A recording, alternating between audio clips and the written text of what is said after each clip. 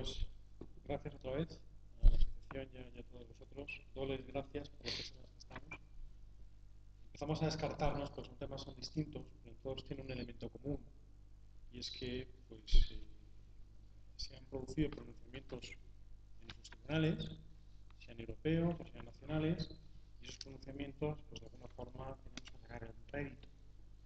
Entonces, lo que vamos a hacer es que, tratar de explicar de forma muy práctica de qué forma estos temas pues, pueden estar encima de nuestra mesa. El primero que os he comentado y tiene que ver con el IVA de la importación.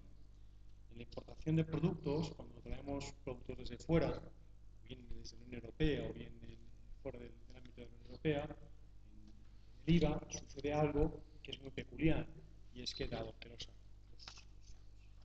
mercancías que adquirimos pues vienen al país sin IVA, la fórmula, la técnica tributaria que utiliza, al menos la que se utiliza en la Unión Europea, para volver a incorporar esas mercancías en el ámbito del IVA, es lo que se llama la inversión del sujeto pasivo.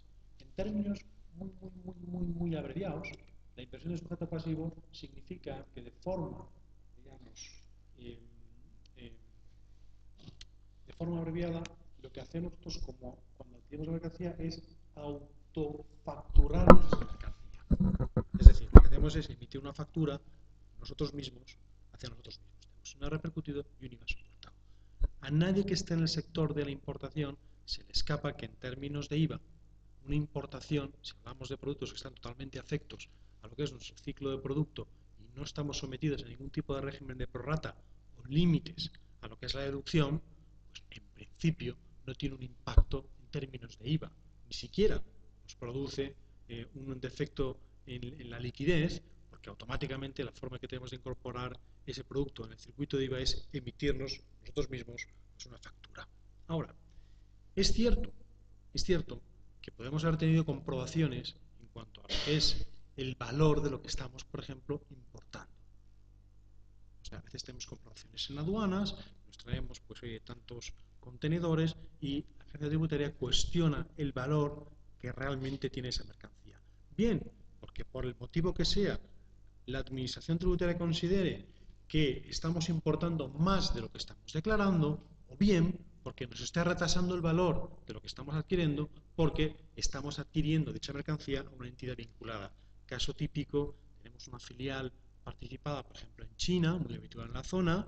Allí tenemos la productora y automáticamente esta productora pues, nos está enviando el plástico, nos está enviando el componente que nosotros vamos a comercializar desde España.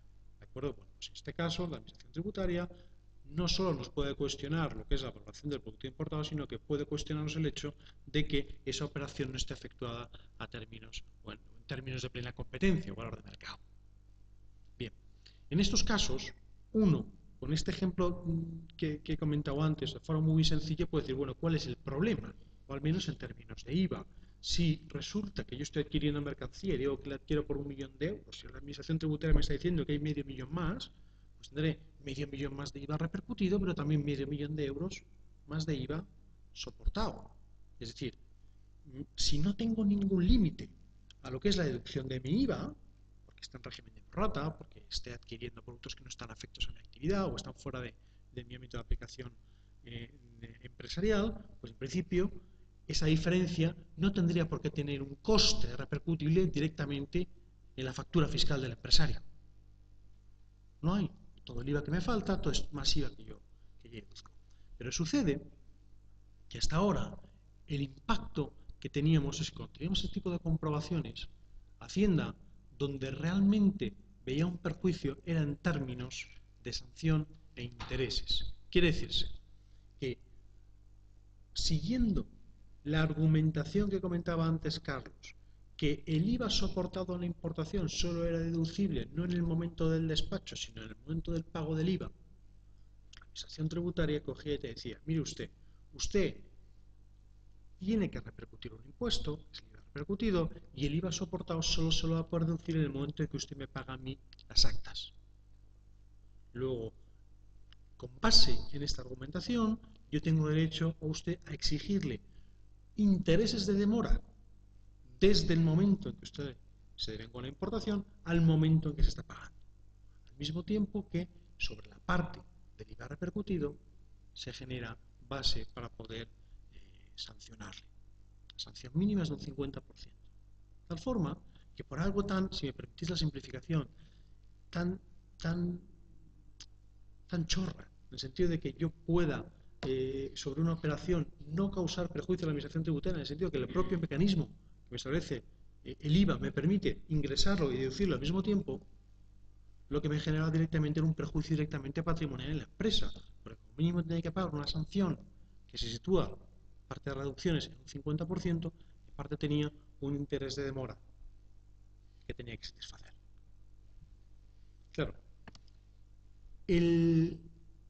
nuestros tribunales, concretamente el Tribunal Supremo, ha emitido un pronunciamiento en el sentido de considerar que cuando no se produce ningún tipo de perjuicio a la administración tampoco puede exigir otras prestaciones complementarias como puedan ser los intereses y las sanciones. Además, es importante recordar que en el ámbito del IVA, el devengo o la procedencia de deducción del IVA soportado que estaba asociado al momento del pago era absolutamente incompatible con la sexta directiva, que tiene un rango jerárquico por encima de nuestra normativa en términos de IVA.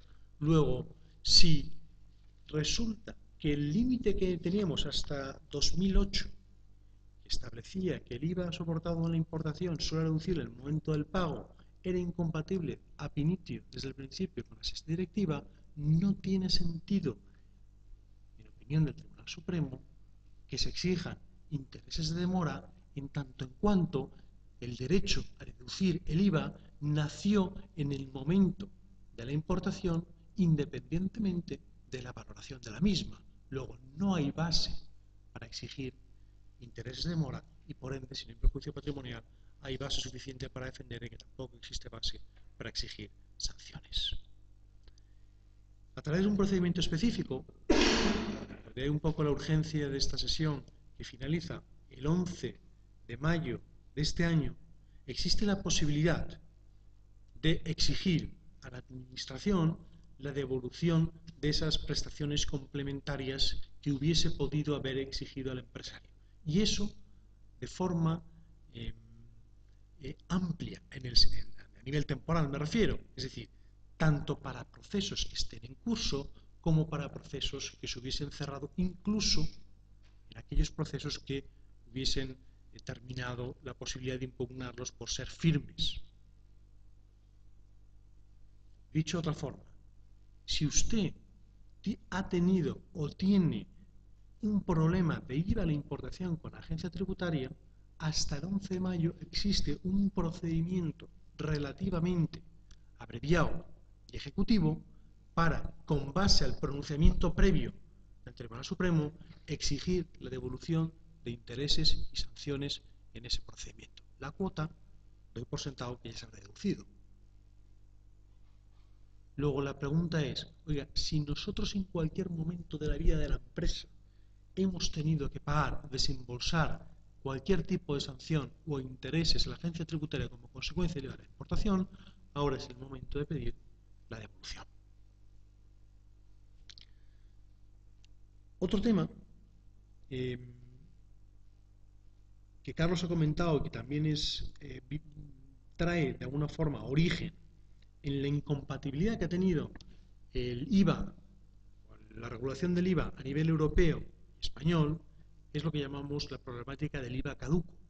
Es decir, el empresario, sobre todo de la zona, ha sido un empresario en términos de IVA prudente.